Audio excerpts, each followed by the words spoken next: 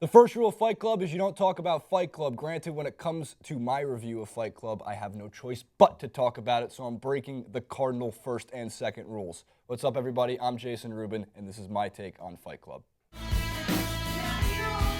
There's so many different reasons as to why we should be talking about Fight Club, even almost 20 years after the movie debuted in 1999.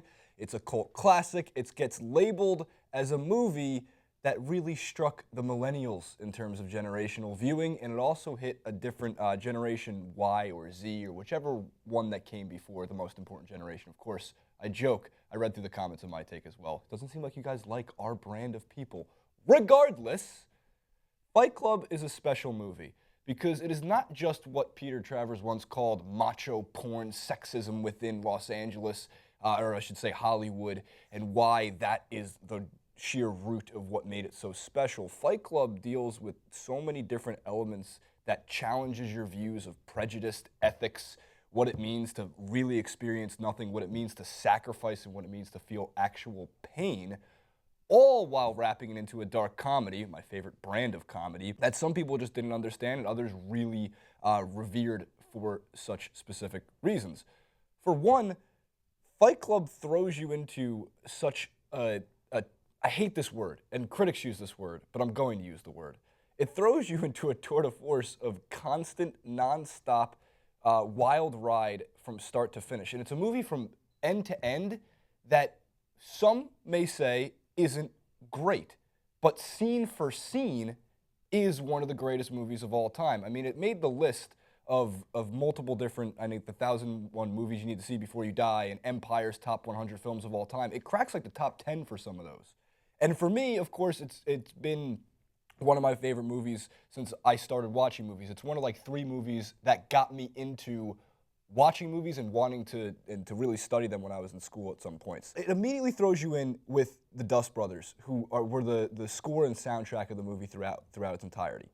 And there's specific undertones that they use in that like from the beginning all the way through. One of my favorite scenes, Jack's Smirking Revenge, which if you look it up on YouTube, is where Edward Norton, also known as the narrator or Jack, there really has been no clear-cut answer as to what Edward Norton's name is either in the book or the movie.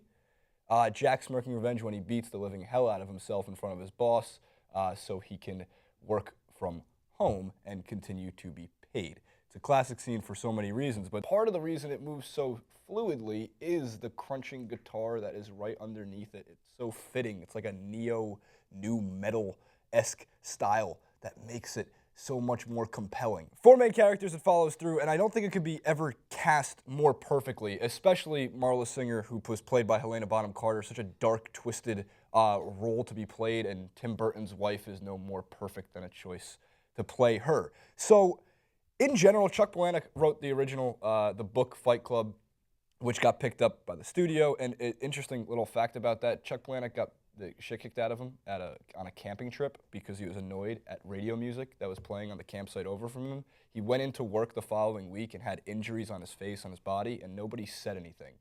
Nobody had any care about it, and it sparked the first chapter, the 5th chapter of the book Fight Club, which is the scene in the office where Jack, or the narrator's boss, finds the rules of Fight Club, because he also mentions somewhere along in that scene, part of that movie is when you have insomnia, you're not really awake, and you're really also not asleep.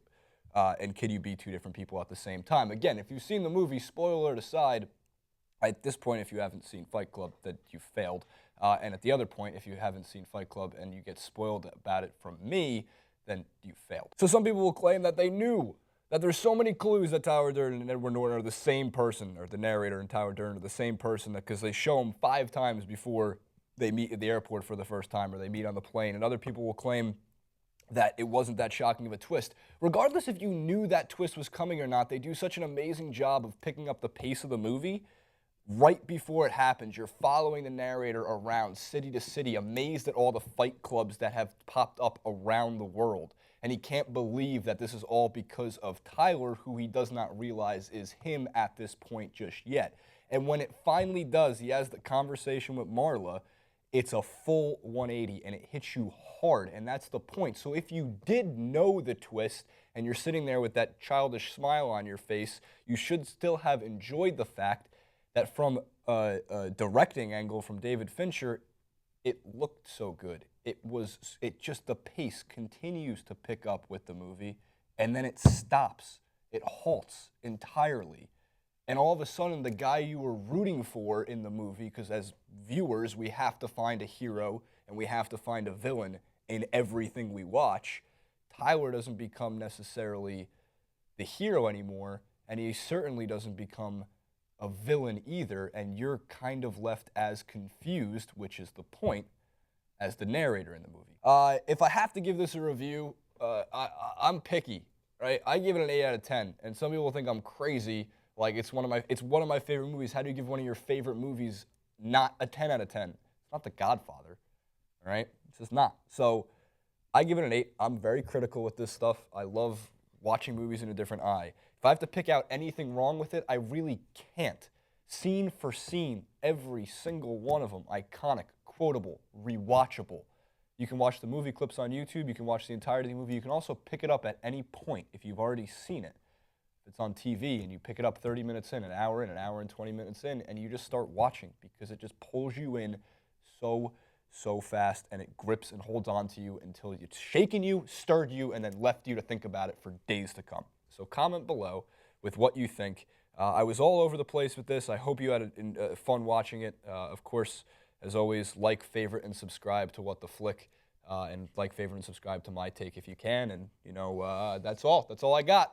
I did my part here. Have a good day.